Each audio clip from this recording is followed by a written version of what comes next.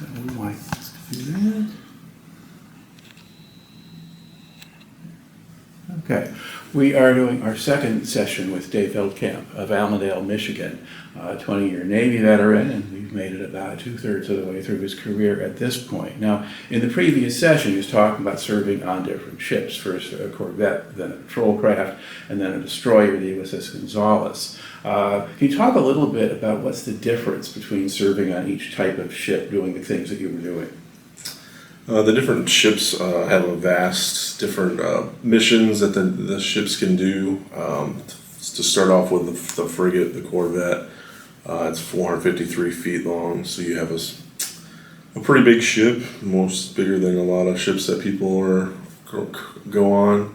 But they have 25 millimeter machine guns that are mounted on the port and starboard side. They've got a 76 millimeter cannon on the O2 level, and then when I first got there, they still had their one-arm bandit, they called it, for SM-1 missiles that they had, standard missiles, so they could shoot at air contacts or incoming missiles.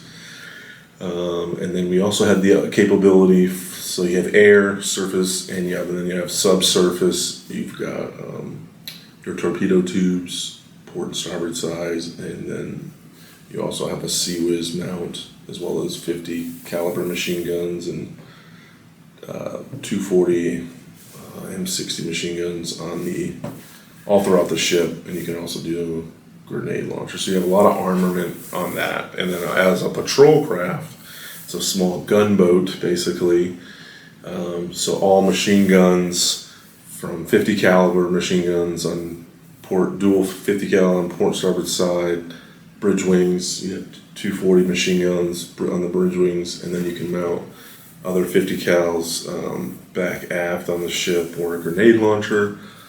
And then you also have two 25 millimeter mounted machine guns that are on forward and aft of the ship, and those can be controlled locally or manually. And the 25 millimeter are the heaviest hitters on the patrol craft.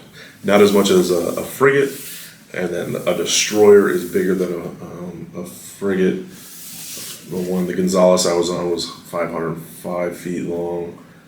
You have a massive armament from a 5-inch cannon on the forward forecastle to walking your way back. You have tomahawks and standard missiles that are in the cells up forward, and then you have cells back aft on the stern, not the stern, but just forward of the stern.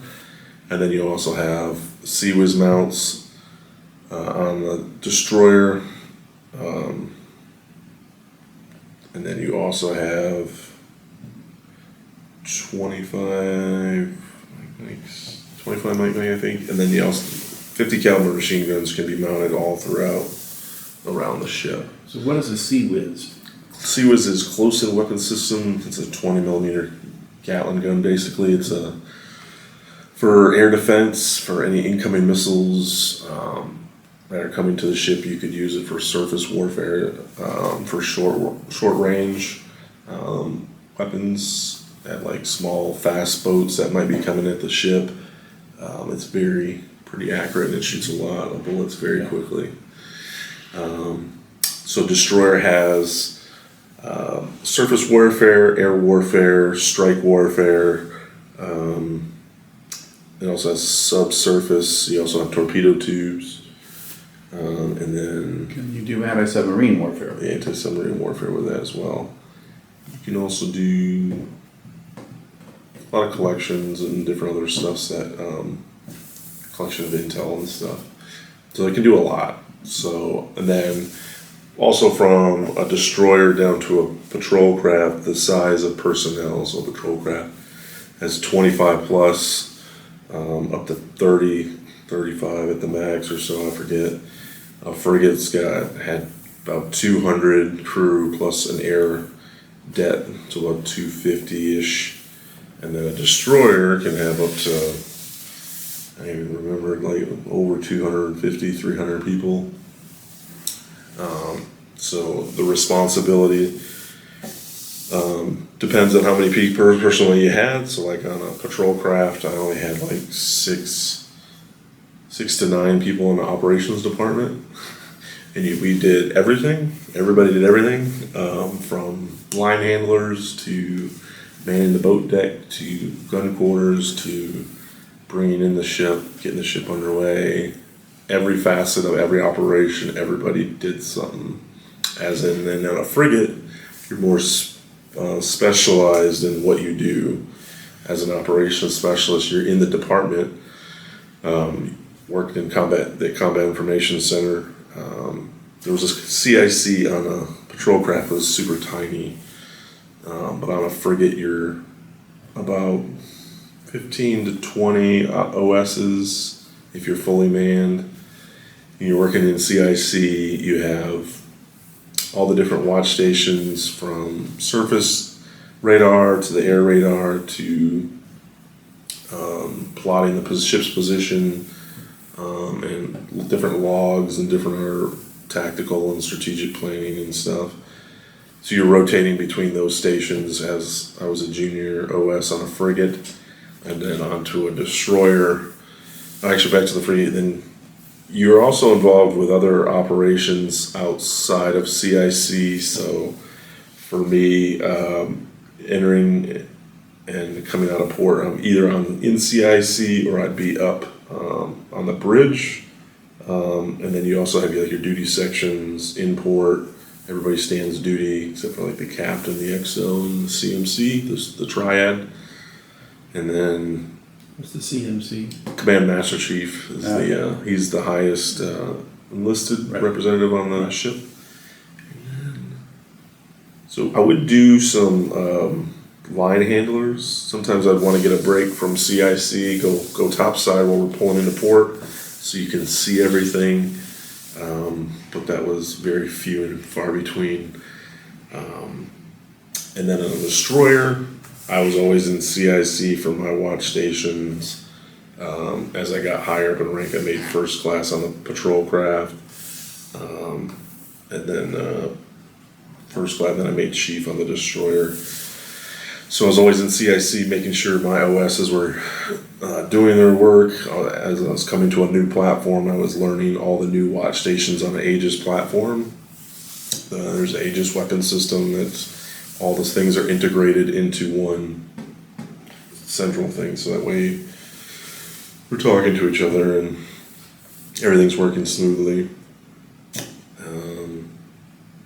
You're also in charge of different,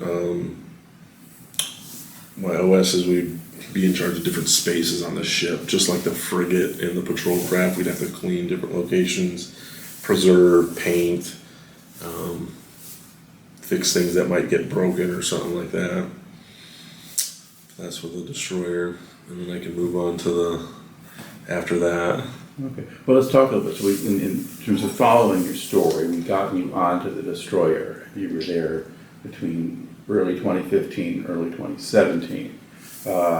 We talked some about what the destroyer did and what you were doing. Was there anything that you wanted to add to that part of the story before we continue? So I was in charge of the OSs, and I was in charge of the CT rating sailors. I enjoyed the time there to learn that platform, because I always wanted to try different platforms and see which one was like my favorite or the best. Being from the first one on a frigate on a smaller crew to then to a smaller one, you're more close knit, and then to a bigger one than the frigate. The closest, you're more close to people in your rating and in your department, versus on the patrol craft, it was just like a band of brothers all together in it.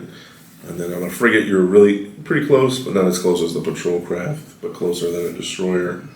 You knew almost everybody. Destroyer was bigger, so it was harder to try to memorize everybody's name. It would take a long time, but you know who most people were, because you interacted with almost everybody. But I enjoyed the time on the destroyer because it was fun. I did a deployment there, an 8-month deployment into the 5th and 6th Fleet area of operations, area of responsibility, AOR. Got to see a lot of different ports and stuff. Got to go see Greece, got to see Israel, got to go to Jerusalem while I was there. Went to, I don't remember, Bahrain, that's what always we pull into. Pulled into Portugal, pulled into Anywhere in Italy? nowhere in Italy. Greece. Probably should have left my port visits down. We had a decent amount.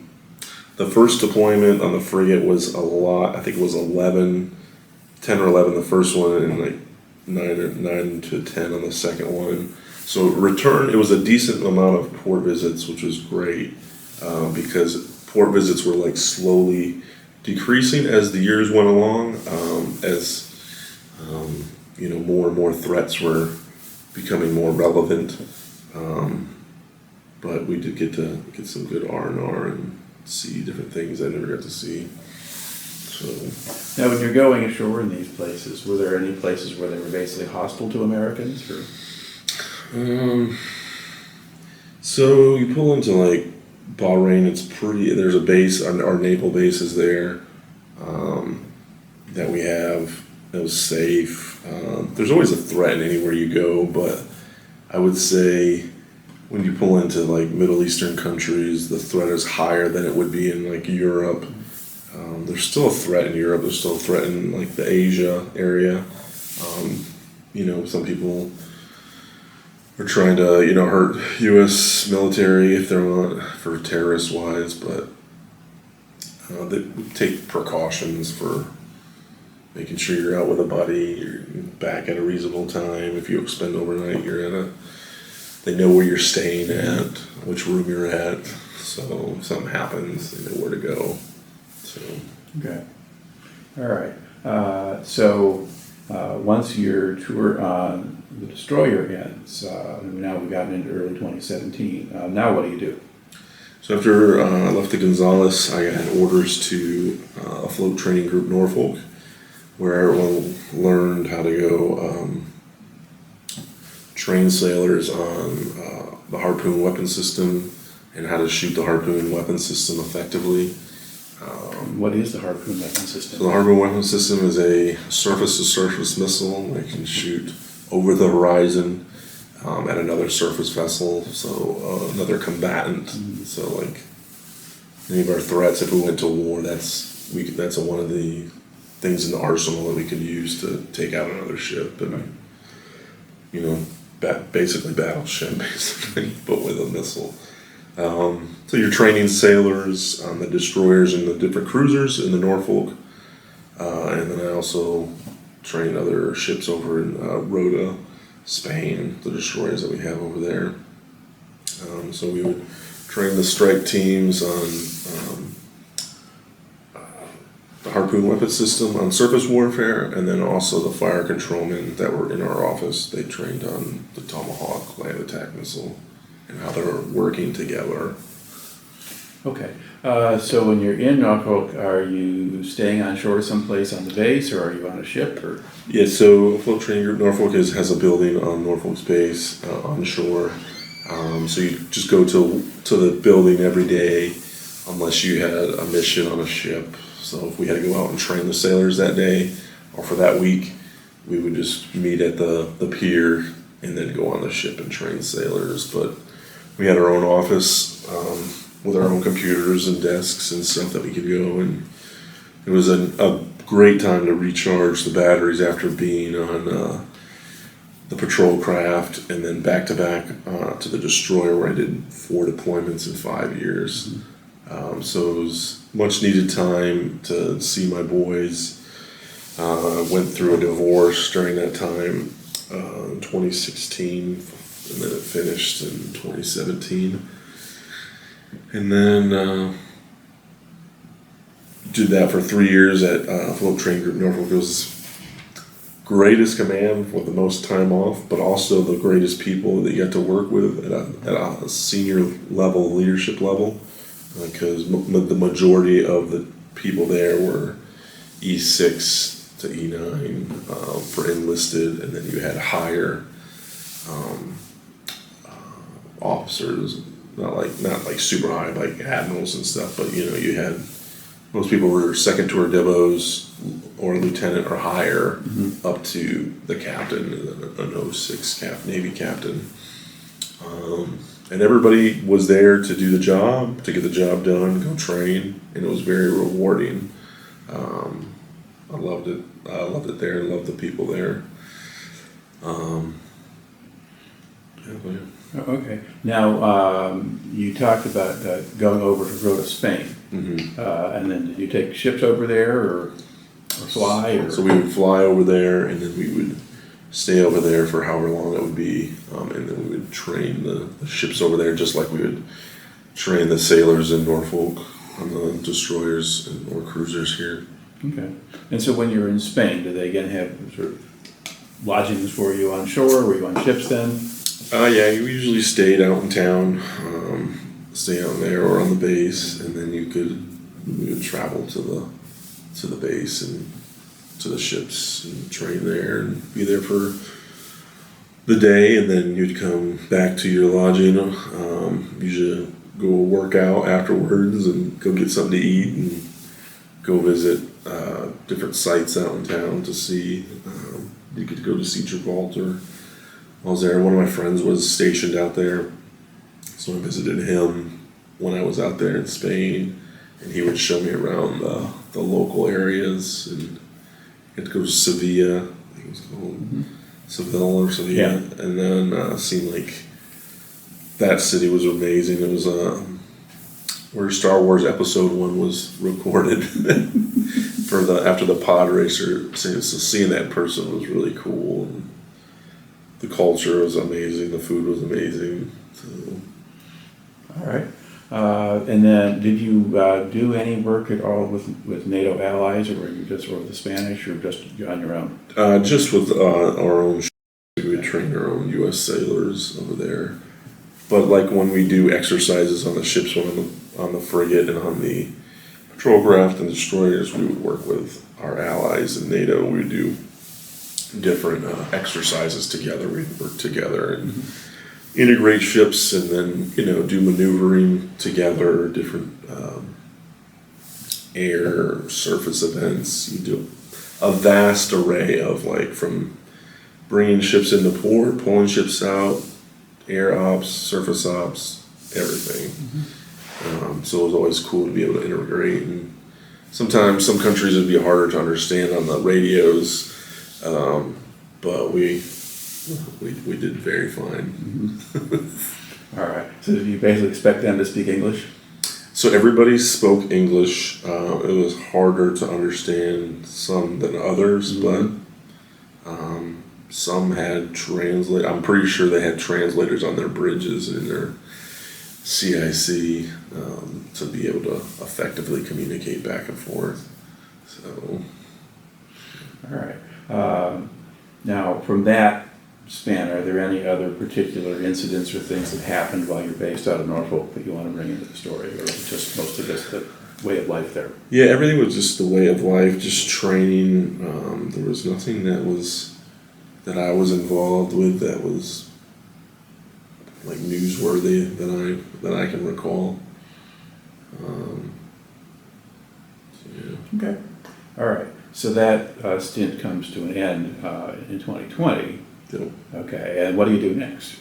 So after a float training group Norfolk, I had put in orders to go to the Arlington, the LPD 24 out of Norfolk. There was a couple other ships I put in for. But that's when I got selected for. That's what I wanted to stay in Norfolk so that way I could stay close and stay in my house, and then also be there for my boys as they went to school. Because it's hard to stay in one location, multiple years over, especially being in the Navy.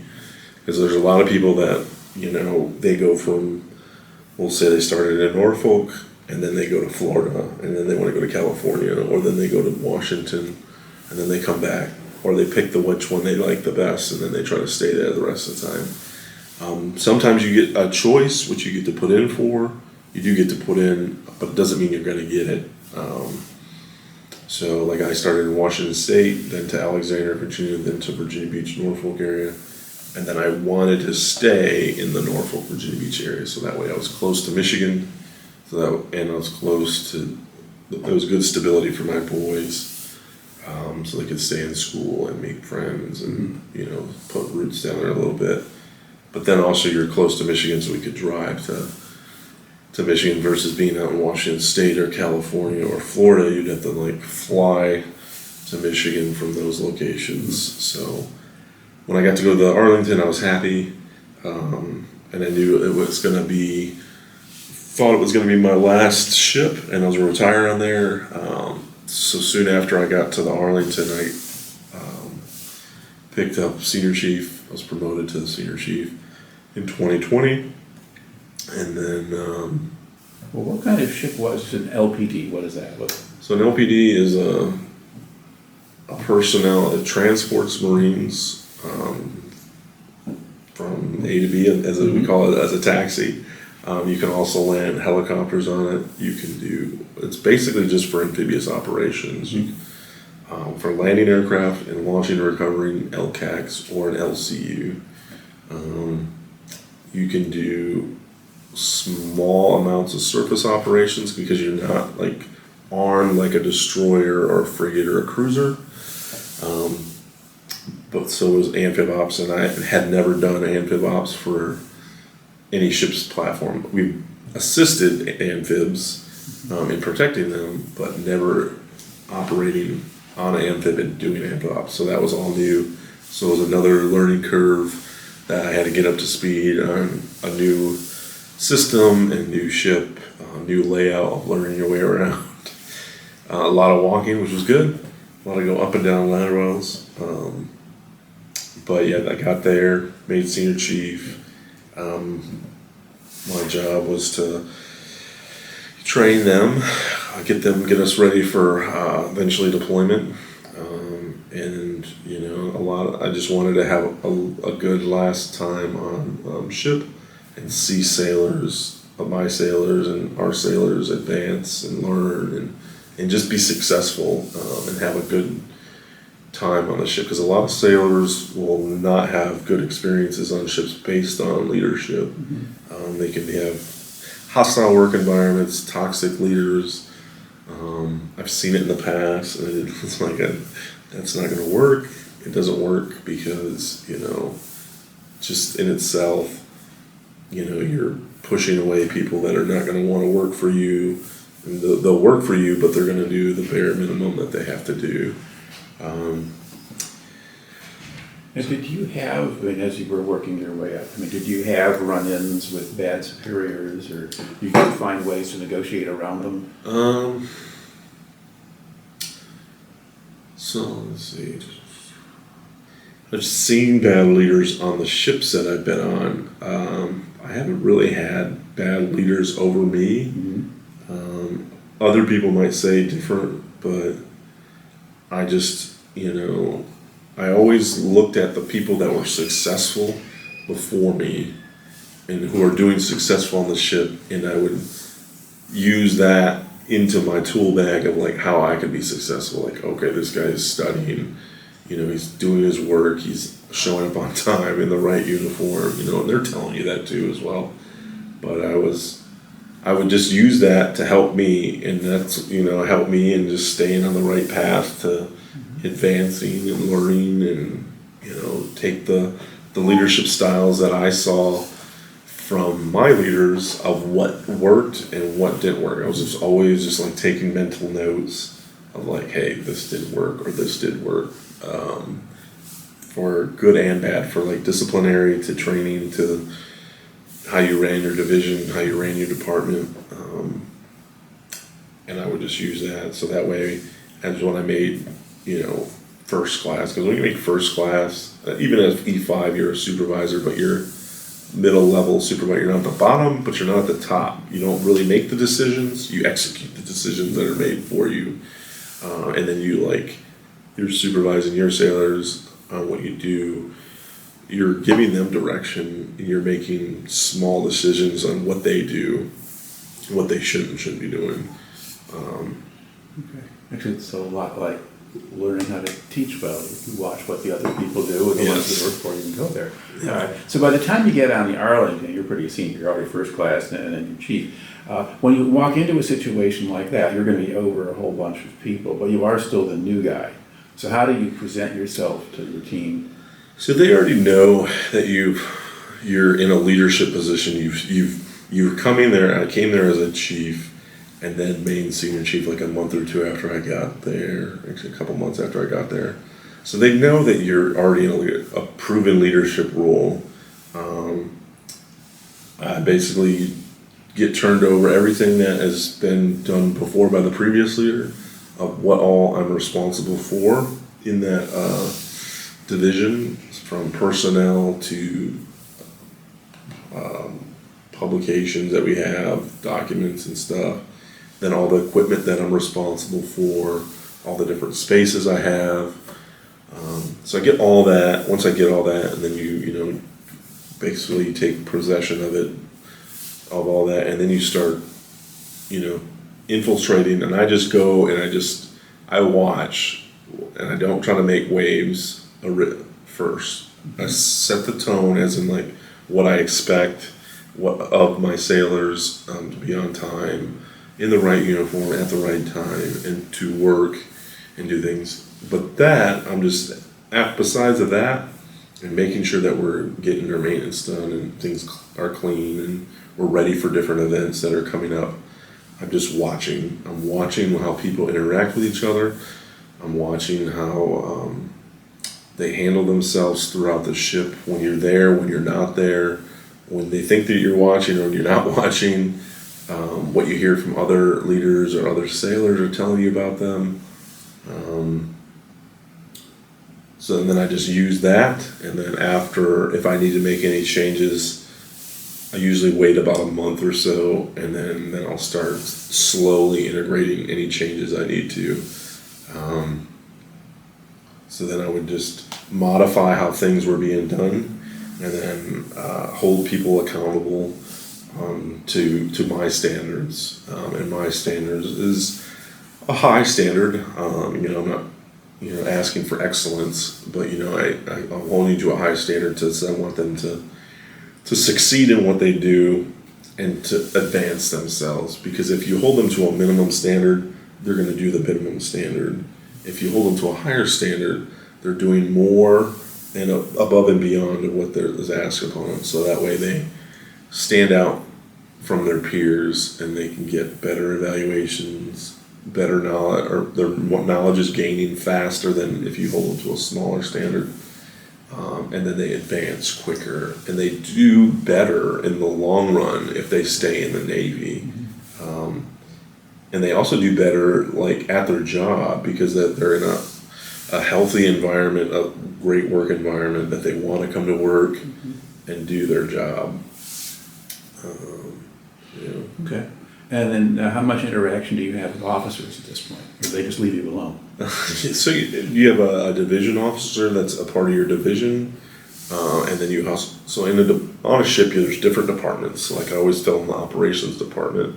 So under the operations department, you have the operations officer, and then you have, on an LPD you'll have different officers that are in the different divisions, and then you have a warrant officer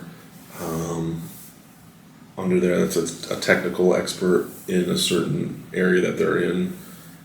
And then for OI, you have a division officer, a first tour division officer, and then you have an assistant operations officer, which is a second tour divo under the operations officer that helps him or her. So in the daily mornings it's the division officer, then it's me, then an LPO, leading petty officer, which is a first class, could be a second class if you don't have any first classes, and then you have all your E5 or E6 and below underneath the LPO, all your sailors. And then we have CTs, and then you have I just fell under navigation. CTs, OSs. That's it. Okay. That's one. All right. Yeah. Now, you mentioned that you do go out, you do leave port. Yeah, so you're always, like the whole workup cycle, like I talked about before, you're always basically getting ready for the next deployment. So you have to go through all the phases to get ready for it. So once you do the deployment, you start back over, you'll stay in sustainment and go into the maintenance phase, fix anything, and then you start doing baby steps. And then walking, baby steps are crawling, walking, jogging to running, and then you're back out to the deployment phase again. So you're just going underway. Could be a couple days, could be a day, could be a week, 2 weeks, 3 weeks. Okay. So what was your deployment? So our deployment was left in March, came back in October. Yeah. So. And where'd you go? So on that deployment, we went over. We were in the 6th Fleet operations. So I got to go to. We operated in Iceland. We got to go to the Mediterranean. We operated in the Baltic. So we operated with different NATO countries as well.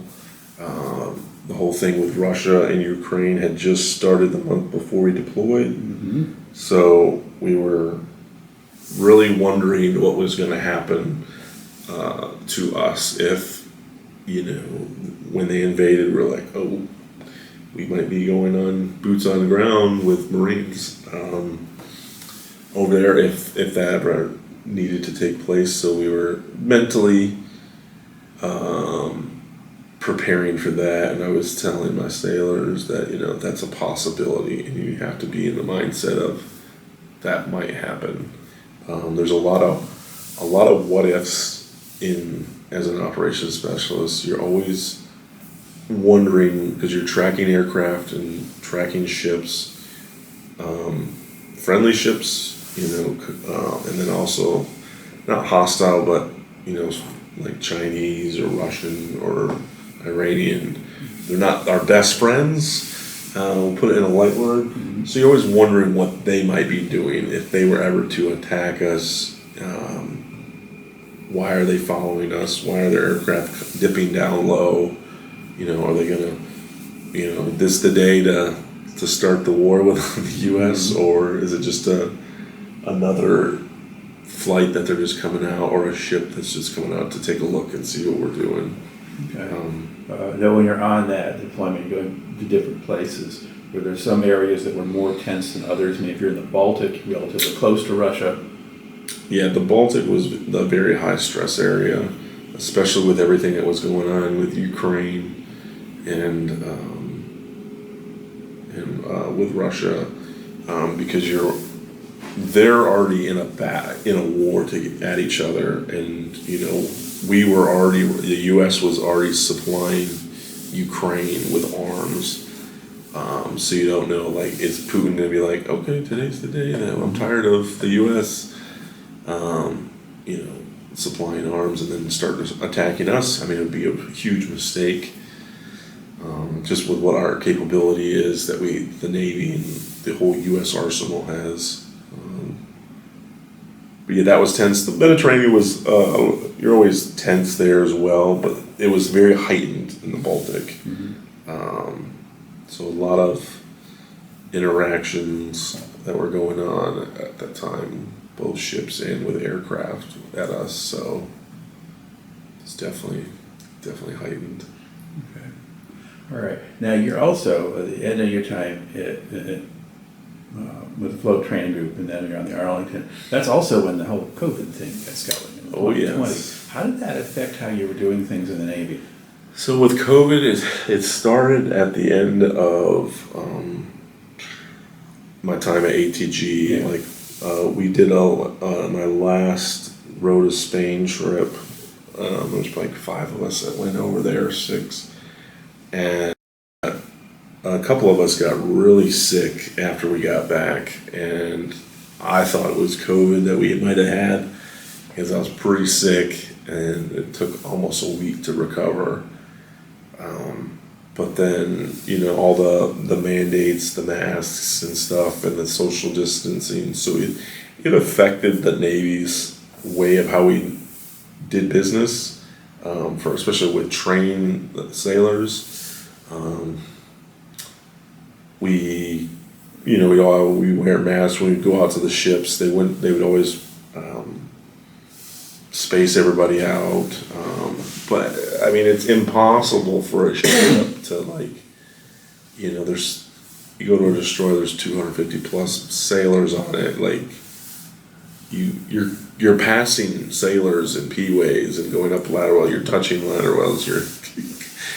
You have to hold on to ladder wells going up and down ships. So everybody is transiting, touching. So there was a lot of cleaning on board ships. When I got to the Arlington, we would do spaced out quarters. Work hours were modified when I was at ATG.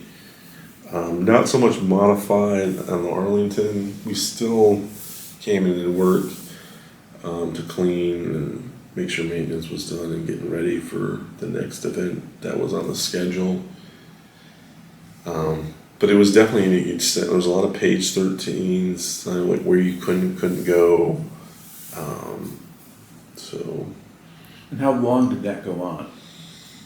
That went on, I think into 2021. I think it started relaxing back and throttled it back. I think mid 2021, because they had implementations on what you couldn't do for deployment. They would isolate you before you deployed. I would not have wanted to been a brand new sailor during COVID, because a lot of those sailors, they're finishing up their enlistments in 2024 and 2025, and they would deploy. I forget which carrier it was. They're underway for 200 and some days without a port visit, and I'm just like, that would not be fun at all. But by the time we deployed, we had our COVID vaccinations, which I didn't want to get, because no one knew what was in it really. I mean, it was just like, just take the shot. I don't really want the shot. No, if you don't take the shot, we're going to administrative process you out of the Navy. I'm like, I've got 17 years in. So at that point, I was just like, well, what are we going to do? Throw 17 years away, or take this dumb shot and roll the dice? So I took the shot, took the booster, and then there was all the lawsuits for within the military, and then they're like, now it's optional. They had already processed a lot of people out of the military, a lot of good people, and they're not getting them back because they don't want to come back in after that, even if they reinstate them with the same pay and all the back pay, and people are not taking it. Some people have, but a lot of people are not. So yeah, okay, pseudoscience can be powerful. But in the end, those shots really weren't dangerous. But okay, but no one really knew what the heck was going on at that time. That was the scariest thing about the whole thing, especially in the first year or so. But I was thinking that within the Navy, that was just going to be a problem because everybody is packed in the way you are. I mean, did they have problems with a lot of cases on certain ships, or did they keep it under control? Some ships had it fluctuated. I mean, I didn't get see the numbers of all ships, but from what I heard, some would get a small outbreak, and then they would try to contain it. It was a pretty good contain. If you had symptoms, you were not to come into work. You would go to get the test, and you'd have to wait for the results, then report in, and then if you had it, then you'd have to be quarantined for 14 days or how many it was. But I mean, I just did what we had to do to keep people distances, so that way the least amount of people get sick. I still had sailors that got sick. A lot of people would just have the common cold and be like, sick. I'm like, well, then don't come in. and some would have it, some did not. But the Navy just took the precautions to, preserve the fleet, so that way, you had sailors ready for deployment. So Yeah. All right. So now you had thought that the Arlington was going to be your last assignment. yeah. So what happens? So when I made senior chief, then once you make senior chief, then you come off of an LPD because it's slotted for a chief, an OSC. So with COVID going on, they weren't moving people, they weren't moving senior chiefs or to different ships. So I tried to fight it as long as I could, but then they were like, "Hey, you're gonna transfer," and I'm like, "Okay, well, if I transfer, then hopefully it's just to a ship in Norfolk that's not deploying or not already on deployment, so that way, because I already got back from deployment. While I was on deployment, I put in for orders, trying to get orders to stay, and then I got a cruiser. But then I was like, that cruiser's deploying. I just came off deployment, I'm about to deploy another. If I would have went to that one, I would have deployed and then came back from deployment, and I think I would have had 1 or 2 months before I was retired from the Navy. That was my last day. So then I got orders. I fought against going to there, and then I got orders to the Iwo Jima at LHD, and then I put in for retirement once I got there. I even put it in on the Arlington, but I didn't get it because you can't put in for something if you're in a window to go somewhere else. You have to wait till you get to the next command, and then I put in paperwork to retire because I was already at 19 years already, and I was like, my goal was just to do the 20, get out, and then come back to Michigan to be closer to family, and then see my boys finish middle school and go into high school, and I have to bounce around with the Navy. Okay. So, all right. So describe the Iwo Jima. the Iwo Jima is an LHD landing helicopter dock. It is, I forget how long it is, 800 or so feet long, or 900. Basically, it's not a carrier, but it's a large deck amphib that has a flight deck. You can launch and recover helicopters to Harriers. The new F-35 can land, launch, and thing. If you get the special flight deck that can take the heat that it puts off. You can also have LCACs you can launch and recover, LCU. You can do all different types of operations, amphib operations, air operations. Not so much surface, because it's not like a surface vessel for surface warfare. You can do a small amount, but not a large. And then you have a large complement of Marines. So you're taking the Marines and all the Marines equipment over to wherever you're going to, whatever area of responsibility you're going to. So, okay. And so where was the Iwo Jima based? So the Iwo Jima was in Norfolk Okay. shipyard when I was, it was not Norfolk shipyard, it was in downtown Norfolk at NASCO shipyard when I first got there. And it was finishing up the last couple months that it had been there, and then it was going to get moved back over to Norfolk Naval Station. So I got there, reported on board, got checked in, then you do the whole thing all over again. But at my knowledge, I wasn't I wasn't going to deploy with them because my retirement was, I put it in, it got approved, and I was just doing my job to get them where they needed to be before I had to leave. So I got there, I took over the department LCPO position. So I had the whole department of sailors under me to take care of, and then their leadership, their chiefs and senior chiefs. So, so it was a lot. It was the most amount of people. I was in charge of and overseeing with all the different things, but it was a great amount of leadership there that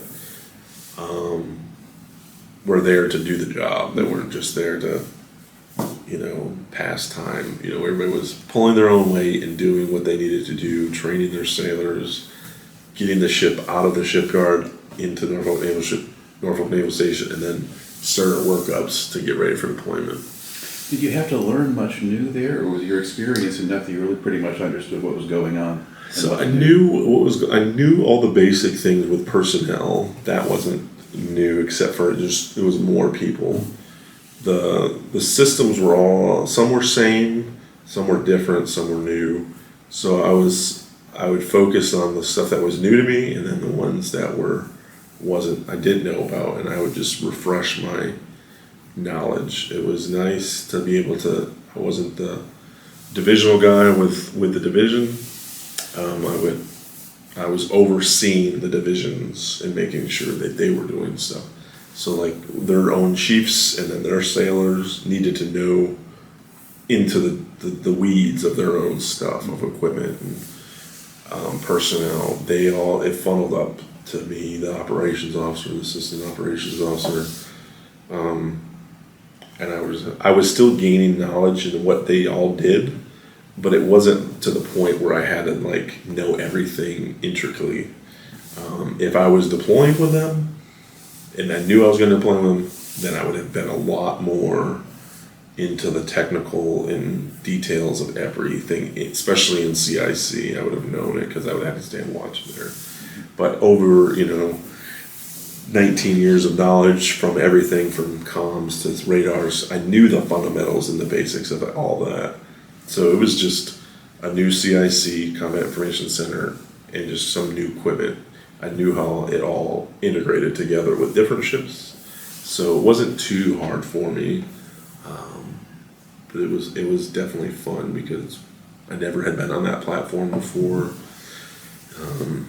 And I had already done amphib ops on the LPD, on the Arlington, and then doing it again here. So it was it was back to back, so it wasn't like something brand new. And I had deployed with the Kearsarge, their ARG, the Amphibious Readiness Group, and there was just the Iwo Jima's ship, and they were going to go out with their Iwo Jima ARG. Mm-hmm. All right. Now, with these amphibious assignments, and you've got Marines on the ship at times, how did the Marines and the sailors get along? They got pretty well. There was some especially on the Arlington when we deployed. So on the Iwo Jima at the time, there wasn't any Marines yet because you don't get the Marines until you're doing workups for the end of the just before deployment, while you're doing workups when the Marines are interacting on board ship. And they have all the Marines on board, and then they have all the Marines on all the other different amphib ships, and you're all working together, getting ready for deployment. So we didn't have the Marines yet, but on Arlington, we had them. And there was some hot times, it was the first time interacting with Marines on board ship. They worked out a lot, they ate a lot, they broke stuff, not too much, but they would do some dumb things. Sailors do dumb things too. But obviously, a sailor would come tell me, oh yeah, this got broken down in berthing. And I'm just like, how's that even happen? That's a piece of steel. Well, they're doing pull-ups on, the lockers or something in berthing. And I'm just like, oh my gosh. So we'd have to get it fixed. If it could be fixed on board with the people that we had, or we'd have to get it bought or contracted to have them come in and fix it. But it wasn't nothing that was something super big, but they would write on things, and even if you tell them not to write on stuff will still get written on, take Sharpies or stuff, or broken, or there'll be roughhousing, or sailors will be roughhousing, bump into a drinking fountain and bust the drinking fountain, or break something in the bathroom, or they call it a head on the ship. So it's just like, Okay. But no large-scale brawls? yeah, no. Well, there was, I mean, I guess there was some, like, within the Marines that they had, but the Marines, they handle their own stuff. There was nothing like an all-out brawl between the Navy and the Marines. It was always, not that I saw. So. Okay. No. So we'll say functional relationship. Functional, yeah. All right. And so when does so when do you retire then? When are you finished? So I retired May 31st of 2024, and I knew I was going to retire once it got approved, roughly February or March of 2023, it got approved. So I knew about a year out. So I was on board shortly. I already talked to the captain and the executive officer of what my intentions were. Just so once I got there, it was clear and concise they knew what I wanted to do and what I planned to do. My plan was to get them trained to a point. I would take over as Department LCPO with talking to the operations officer, and then I would get, there was another senior chief on board in our department, and he was going to take over Department LCPO once he had got up to speed with everything in his own division, and then up to speed into the department. So once he got to that point, which only took him, I think it was the end of July or August of 23, he was already up to speed and he was ready to take over. And I was ready to turn it over because you got to prepare yourself, for what's next, getting all your transition classes in. You start working on resumes, start looking at different jobs. You're still coming to work and all that stuff, but you're mentally, it's so hard to be able to do a department LCPO because you have so many sailors on you, and then there's all the intricacies in the department and within the ship that you're responsible for, and you're organizing, you're planning, and you're executing, and there's just so much going on. It's so hard to do that and mentally prepare for the transition. So I was ready to be done, and then you got to do a lot of medical appointments as well. So it was good it was a smooth transition, and I think it was smoother than a lot of people would say on a ship. The ideal place to be is on shore duty, and retire off shore duty where you don't have as much responsibility. But always like a challenge. You were at least with a ship that was important most of the time. Yes. Oh yes. I never never went out to sea, even when they shifted from the shipyard to Norfolk. Like, the captain only wanted minimal people on the ship for that, because you lose all power and you're dead sticking the ship. It's just getting pushed over by tugs. So they had the people, and I didn't need to be for that. Okay. So the rest of you just drove. Yeah, so my last underway, my physical underway, was on the Arlington, and I knew that once I got orders, like the underways and the deployment, I knew that deployment was going to be my last. Because I told my boys, I was like, this is the last one I'm going on. And then when I got to the Iwo Jima, my boys were like, oh, you're not going on another one, are you? I'm like, no, Dad's not going on another one. All right. So you get out in May of 2024. So then what do you do? So I got out. I was already had already done all the classes, got out of the thing. I was trying to. My dad had passed away in June, so that was a sad time. So I got out. I thought I was gonna have more time with my dad before he passed. He was 82. So he passed away. I had to go back to a funeral, and then the whole mourning process, and then moved in with my mom, my parents' house, and then I was looking for a place to live. I was trying to find the Allendale area, because I wanted my boys to go to Allendale schools. So I found a townhome over here, and then I'm moving all the stuff from Virginia Beach up to here, because I sold my house down in Virginia Beach. Before I sold it, all the stuff was packed up. So I had moved in for there, and then before I even retired, I had wanted to do some remote job or do project management. So I had already did my resume, did my LinkedIn, and then I was still in the process of trying to find a job. So I didn't do any work in June, July, August, and then I think it was in the end of August or early September when the boys were starting back. So I was like, I need to do some. I was already helping with coaching football, so I was doing that. And then when that finished up in the end of September, I think it finished, and I was like, I really probably should start doing some, because my money was, you're not making as much as you were on active duty, and I was like, well, let me go do Uber or, while I'm still waiting for a job.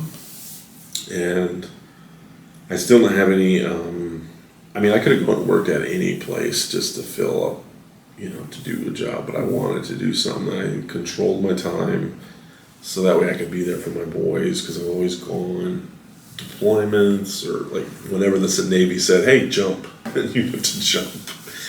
And I wanted to be in control, especially as a single dad, and be able to be there for their school events.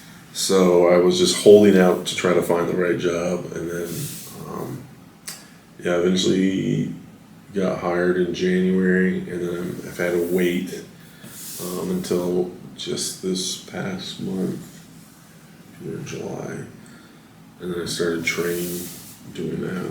So what kind of job did you get? So I'm doing a records job, so it's a from home records job, and so I'm doing the whole training for that right now, and just I'm excited for that, and get to be home every day, work from home, and so. All right. So you look back over this whole career you had in the Navy. What do you think you took out of it or learned from it? I took out a lot of it from the start to the finish. I would say, you're part of a something that's bigger than yourself. It's not about yourself. It's about a whole unit, like the Navy, military as a whole. I did learn a lot. Like the freedoms that we have, you don't take for granted anymore. From the start, boot camp, all the way through the whole time, and being able to go to different countries and see how different countries have it versus how we have it. We have a lot more freedoms than other countries do. I would say out of the 39 countries, the United States is the best place I would want to live. There's a lot of places I'd like to go travel to see different things, but to live wise, America is the best. Responsibility, being responsible and doing the job that you're asked to do, going above and beyond, showing up on time, caring for people. It is more camaraderie and than anywhere other unit. I would say law enforcement, like the law enforcement and medical field has pretty good camaraderie, but first responders, like that's the only places I could see myself would have sort of the same amount of camaraderie and working together, and the selflessness and the sacrifice that people do. And then just work ethic. People. I mean, not everybody is like superstars, and not everybody is the worst. I mean, I've worked with amazing people throughout my 20 years, and it's the friendships that I made and bonds that I made that I still reach out to people 20 years ago, or 10 years ago, or even 3 years ago, that you can call up or meet up and just literally pick up from the last point you're together and to go forward. And nothing the other years that you were together, the separation is it's fine. So I love it. All right. Well, the whole thing makes for a very good story, so thank you very much for taking the time to share it today. Thank you.